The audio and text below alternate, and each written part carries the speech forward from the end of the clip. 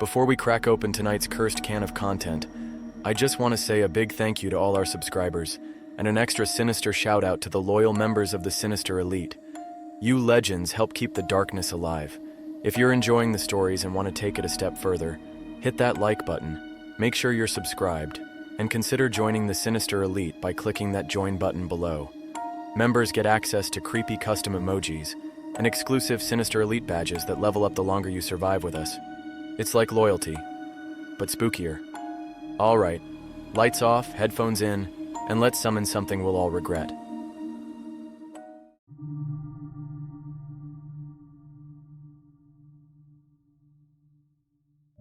I took the cemetery job because my cousin said it was easy money.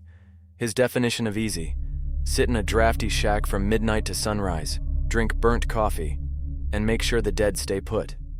He left out the part about the rules taped to the wall with yellowing Scotch tape, and something that looked suspiciously like dried mud.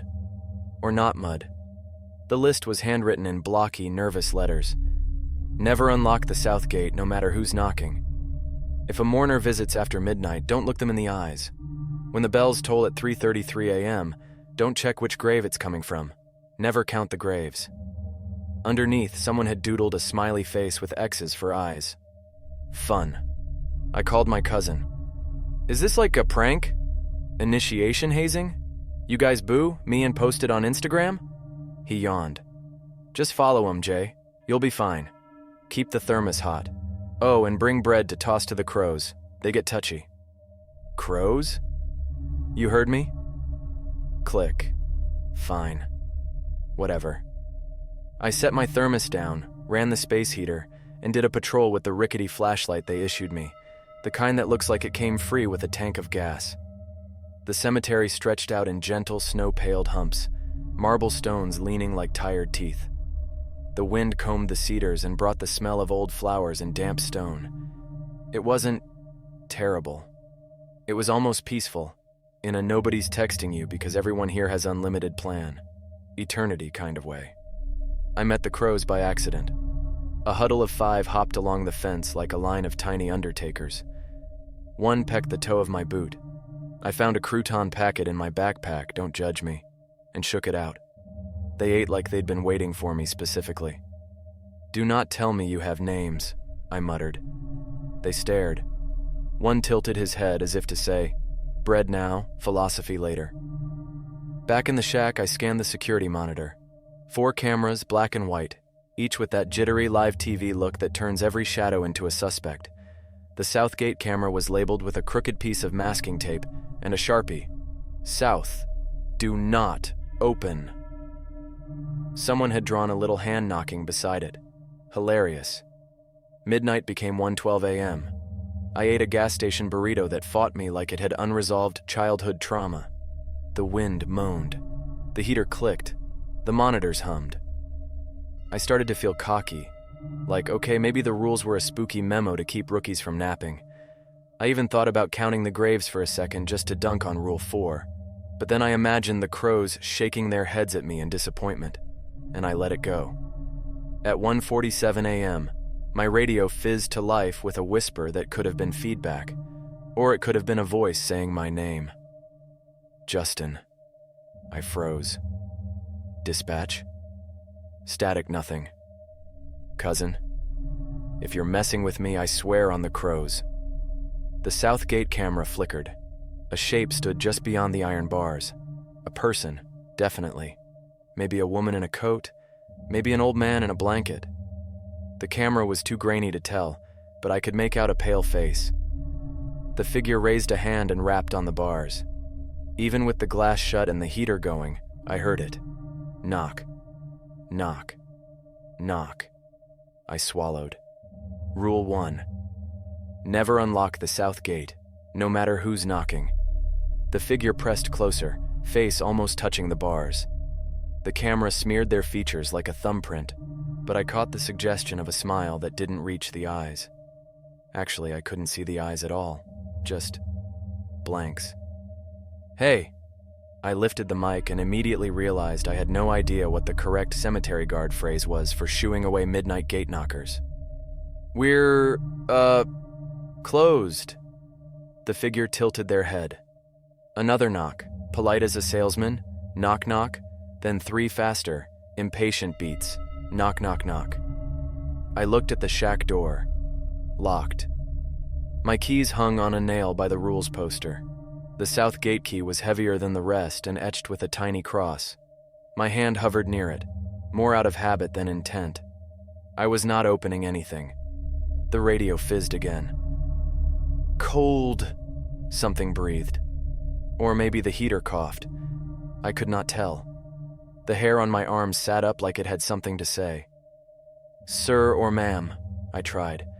Please return during daylight hours. The figure raised both hands. They gripped the bars and rattled them. Not hard, not loud, just enough to squeal the metal and slip that sound into my back teeth. Knock. Knock. Justin. I didn't hear my name so much as think it, but it arrived in my head with the certainty of a memory.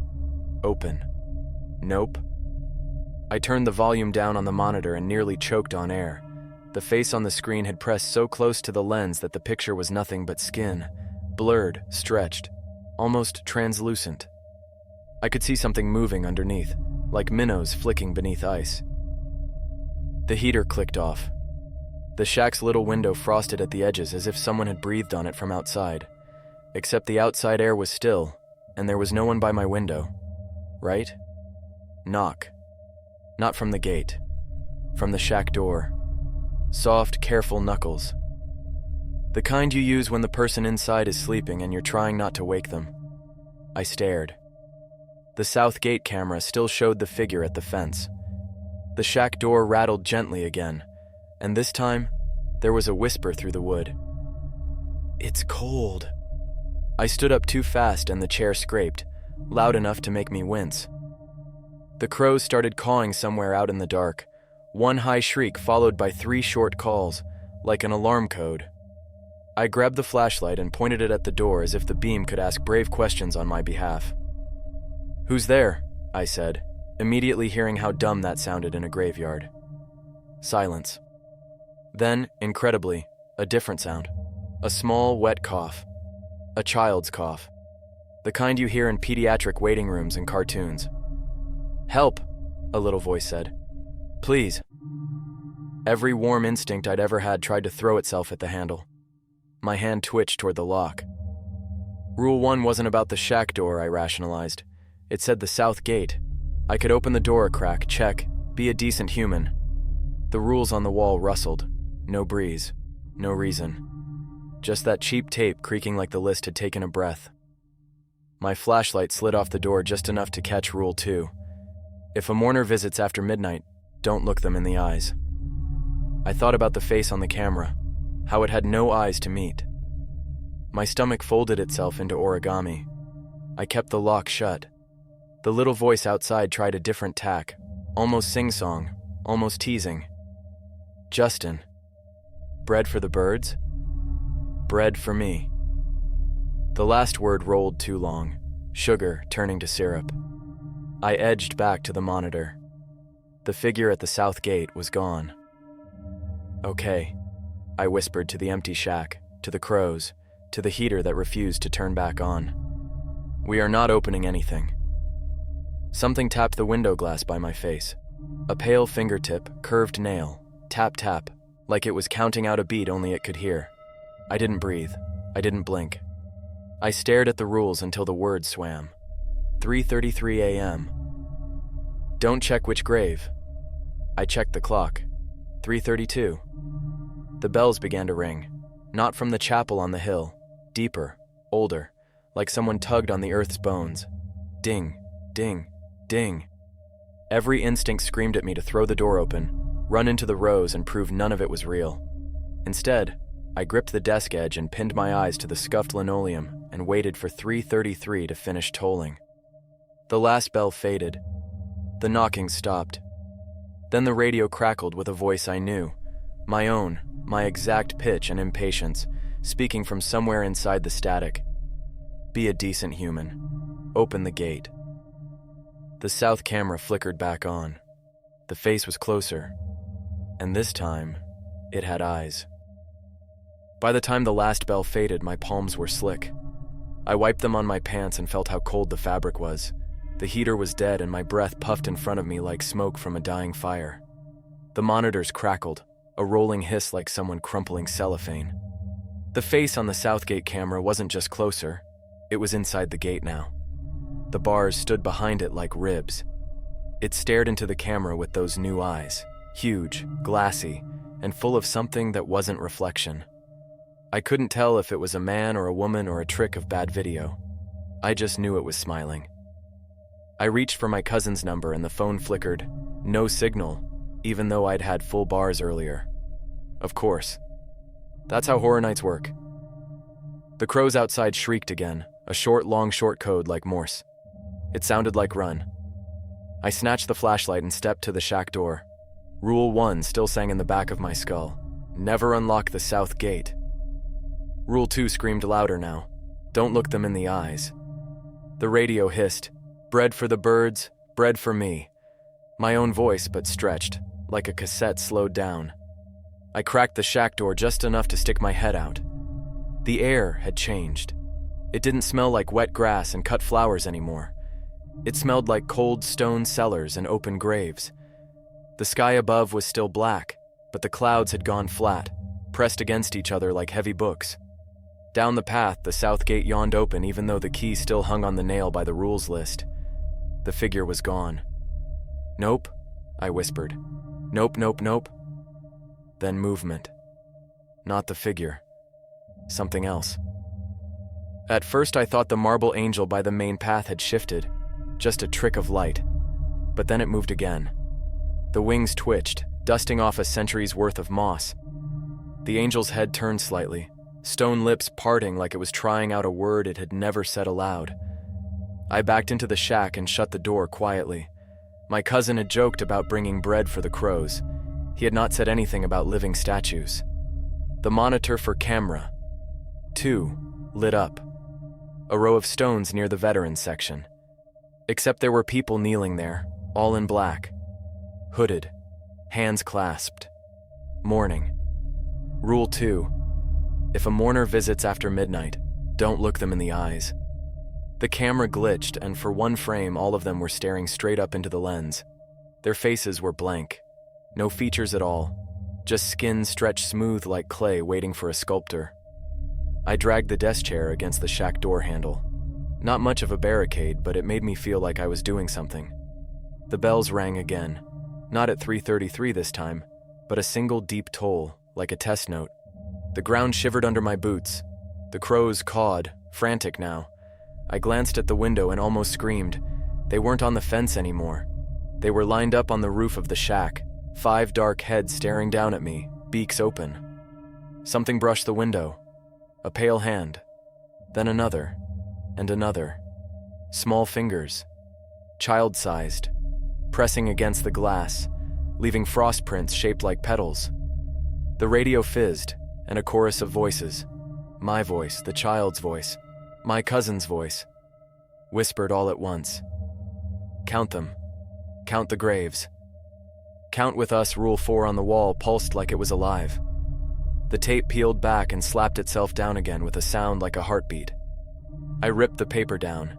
The back was covered in little tally marks, hundreds of them. Okay, I muttered. We're not counting anything. We're not opening anything. We're not... A sound cut me off. Not knocking this time. A long scrape like something being dragged across stone. I forced myself to look at the south gate camera. The angel was gone from its pedestal. Its wings weren't stone anymore. They were wet and feathered and too big to belong to anything human. Something pale dragged behind it. A chain? A shroud? It was coming up the path to the shack. I hit the shack lights. They flickered and went out. Total dark, except for the blue-white glow of the monitors. The angel's shadow filled every screen at once. I ducked under the desk. My fingers brushed the heavy south gate key, still cold as ice. On instinct, I wrapped my hand around it, as if it were a crucifix. The radio hissed one word, clear and low. Inside. I felt a weight shift the shack roof. Feathers rustled, not the crows, something bigger. The doorknob turned once, twice, then stopped. From somewhere above, a voice sang, high and sweet like a lullaby played backward. Never unlock the south gate. Never look them in the eyes. When the bells toll, hide your face. Never count the graves that rise. My flashlight flickered and went dead. A pale face bent down to the shack window upside down like a spider. Its eyes were black hollows now, full of tiny shapes moving inside. They pressed to the glass. "Justin," it crooned, "you're already counting." I realized my hand had been tapping on the floor. 1, 2, 3, without me meaning to. The bells rang again, this time, closer. Something whispered through the key in my hand. "Open the gate, or they'll open you." I clamped my fist until the edges cut my palm, and then from the far end of the cemetery, a new sound, the heavy creak of the main iron gates swinging shut. I hadn't touched them. I wasn't alone. The angel's wings brushed the shack roof again. The crows screamed. I took a breath because whatever came next was going to demand it. The creak of the main gate slamming shut echoed through the cemetery like a judge's gavel. I froze under the desk, clutching the south gate key so tight the grooves bit my palm. Whatever was out there had locked me in. The crows kept screaming, but not their usual scatterbrained racket. It was rhythmic, frantic, like they were trying to shout a word I didn't understand. Something scraped against the shack roof again, heavier this time. I pictured the angel crouched up there like a gargoyle, its wings dragging stone sparks. Then, a new sound. Not the bells, not the radio. A shuffle, footsteps crunching the gravel path outside. Through the slats of the blinds I saw a man, or something dressed like one. Black suit, black hat, flowers in his hands. He walked slow, deliberate, like he was leading a funeral procession even though he was alone. A mourner. I ducked, heart pounding. Rule 2 pulsed in my head. If a mourner visits after midnight, don't look them in the eyes. I tried not to. I really did. But curiosity has a way of curling your neck. The mourner stopped right in front of the shack. His shoes were caked with mud that smelled like a riverbank in July. He placed the flowers, wilted lilies, on the step. Then he raised his head. I caught half a glimpse through the blinds before I squeezed my eyes shut. His face wasn't wrong exactly, but it was like it had been assembled by someone who had only read about humans in a manual. The eyes, too wide, too wet, too empty, like puddles reflecting a night sky. He tapped the shack door. Knock, knock. My own voice came through the radio again, whispering in the mourner's rhythm. Open, open, open. I stuffed the radio under the desk cushion just to muffle it. Outside, the mourner sighed, a sound like soil spilling into a grave. Then, slowly, he began to hum. A low tune, familiar in a way that set my skin crawling. It took me a moment to place it. Rock-a-bye, baby. Except he hummed it backward. The crows went berserk, flapping off the shack roof. Their wings thudded like panicked drumbeats. The mourner stopped humming. His voice slipped through the cracks in the door, soft and coaxing. Bread for the birds. Bread for me. My stomach twisted. I pressed my back against the wall and stared at the paper with the rules, still in my hand. The tally marks on the back seemed to crawl, lines lengthening, new ones etching themselves in while I watched. It wasn't hundreds anymore. It was thousands. The shack window darkened. A face leaned against the glass. Not the mourner, not the angel. Something else. Pale skin, childlike, with holes where the eyes should have been. It whispered, "Count." The bells began to toll again. Wrong time, wrong rhythm. 4 strikes, then 5, then 6. Every grave in the cemetery answered with a hollow thud, like coffins being knocked from the inside. The mourner outside tapped the door once more, patient. Then he whispered, with a smile I could feel through the wood, "Justin, it's 3:33 somewhere. The shack lights snapped back on, but they weren't steady yellow anymore. They burned red, and every camera lit up with faces staring directly into the lens. I dropped the key. The lights glowed the color of fresh blood, humming so loud the bulbs seemed ready to burst. I backed into the corner, shielding my eyes, but the red bled through my lids. The monitors filled with faces pressed too close, mouths open in silent screams. Some had eyes, some didn't. One monitor showed only teeth. And then the south gate key rolled across the floor by itself. It stopped against my boot, like a pet begging to be picked up. "Not happening," I whispered. The mourner outside tapped the door again, softer now, like a doctor's knock before bad news. Then he said, "Rule 1 is broken." I froze. The south gate camera lit up again. The gate stood wide open. I hadn't touched it. No one had. The key was still by my foot. Yet the rule had shattered anyway. The angel stepped through, dragging its heavy wings. Its stone skin dripped like melting wax, revealing muscle and sinew underneath. Every camera angle showed it at once, even the ones pointed at other parts of the graveyard. Its head bent at an impossible angle until it was staring straight at me through the lens. The shack radio screeched. This time it wasn't my voice. It was my cousin's. "Don't fight it, Jay," he croaked, "and let them in." That's the only way out. I grabbed the mic. "What do you mean?" "Where are you?" Static. Then laughter. Not my cousin's laugh. Not human. The mourner's voice floated through the crack under the shack door. "Rule 2 is broken." I looked up, horrified. The window blinds had twisted open on their own. The mourner stood there, eyes locked on mine. I couldn't look away.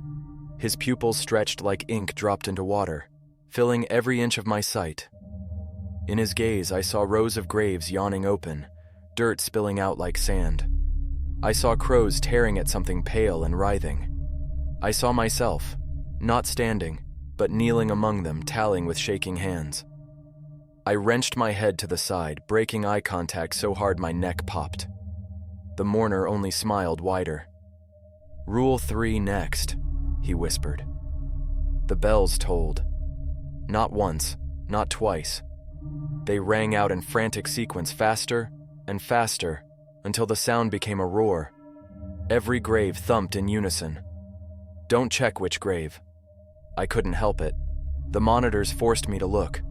One camera zoomed on its own, panning over the veterans section. A grave, split, open like a rotten pumpkin. Something inside clawed upward, pale fingers breaking through. My hands shook so bad the flashlight clattered to the floor. I grabbed the rules sheet, but the words had twisted. 1.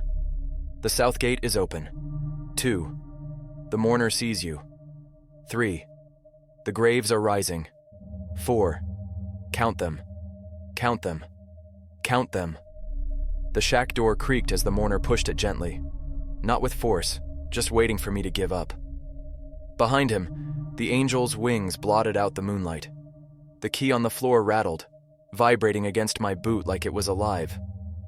I realized something then. The rules weren't for me to survive. They were the only thing keeping the dead in. And now, one by one, they were breaking themselves. The last light bulb overhead popped, showering sparks. In the dark, the crows shrieked a final warning. Then, for the first time that night, the graves began to count themselves. 1, 2, 3. The numbers whispered from the dirt, hundreds of voices in perfect unison, and the shack door slowly swung open. The shack door creaked wide open like it was tired of pretending to protect me. The mourner stepped inside without hurry, hat brim low, wilted lilies in hand. His shoes left no mud on the floor, though I could smell the damp earth and roots with every breath. Behind him, the angel stooped low to peer inside, its face cracking like plaster, wings brushing the roof with a sound like sails tearing in a storm. And all across the cemetery, the graves whispered numbers. 1, 2, 3. Each voice layered over the next until it was a tidal wave of counting. I stumbled back, pressing against the wall. Stay away, I croaked, like that ever worked for anyone in history. The mourner raised his head. His face was clearer now, stitched together wrong, eyes glowing with the reflection of every grave in the yard. You were warned, he said, calm as a priest. Now count with us. I won't. He smiled. You already are. I looked down. My fingers were drumming the desk again. 1, 2, 3, 4. My lips had been moving without me knowing. My throat burned with whispered numbers I didn't want to say. The crows swooped then, black blurs diving at the mourner's head. Wings battered the shack walls, feathers flying, caws sharp as sirens. One crow clawed his hat away, revealing a skull beneath that stretched into a grin. Not bone. Something softer, shifting like wet clay. The mourner only chuckled. Feathers won't save him. Save who? I shouted.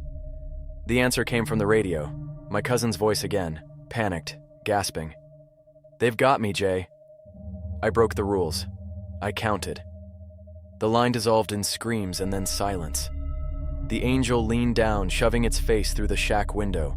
Its wings scraped sparks on the roof. Rule 4, it hissed, each word rattling my bones. Never count the graves. The whispering outside grew louder, numbers rolling higher, impossible numbers, thousands, tens of thousands. The ground shook under the weight of them. I snapped. Shut up! I screamed, and slammed my fists over my ears. But the counting wasn't outside anymore. It was inside my skull.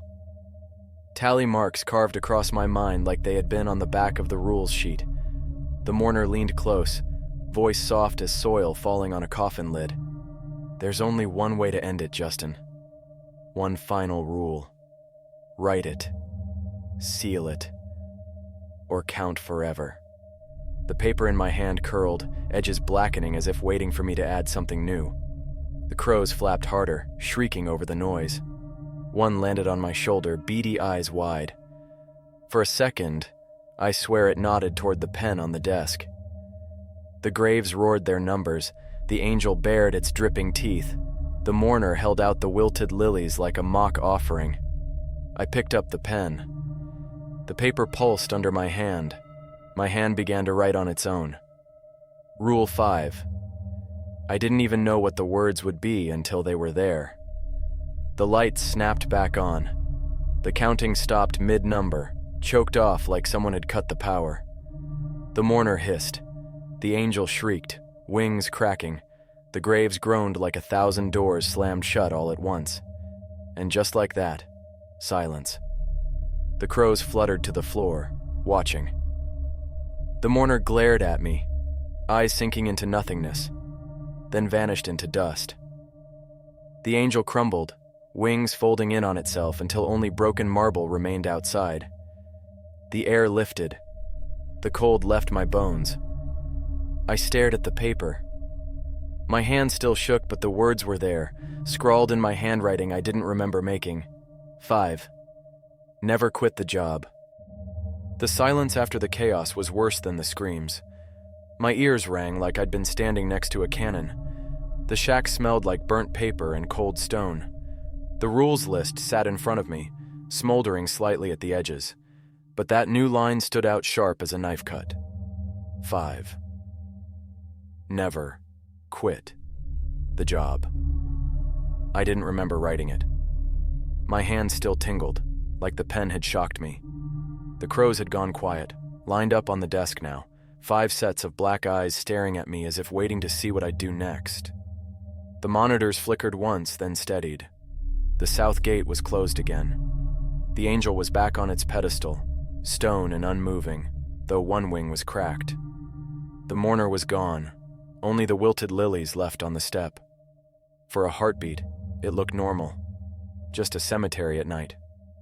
I almost laughed. Almost convinced myself it had been a nightmare. Bad burrito, sleep deprivation, cousin's prank gone too far. I even grabbed my backpack and slung it over my shoulder, ready to get the hell out. That's when the shack door slammed shut on its own. The lock clicked.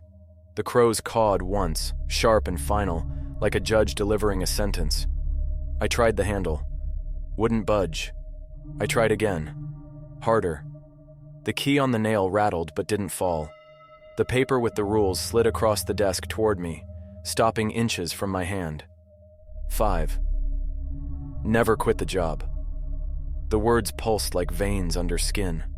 I backed away, shaking my head. No. Nope.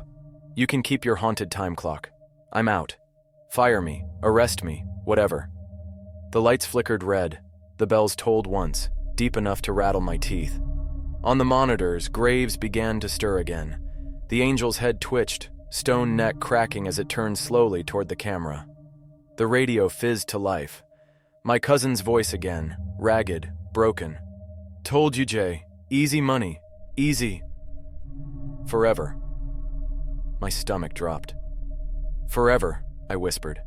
The shack heater roared back on, blasting hot air. The window frosted over anyway. On the glass, a message formed in pale handwriting from the other side. You're hired. The crows lifted off the desk at once, wings thundering as they burst through the vent in the roof. Their cries faded into the night. I was alone again. The south gate camera blinked on one last time. Someone stood outside it. A man, maybe. Or a shadow, shaped like one. He leaned close to the bars and rapped gently. Knock. Knock. The rules on the desk pulsed again. My eyes slid unwillingly to Rule 1. Then Rule 5. And deep inside me, I already knew. I wasn't guarding the cemetery anymore. I was part of it. Forever.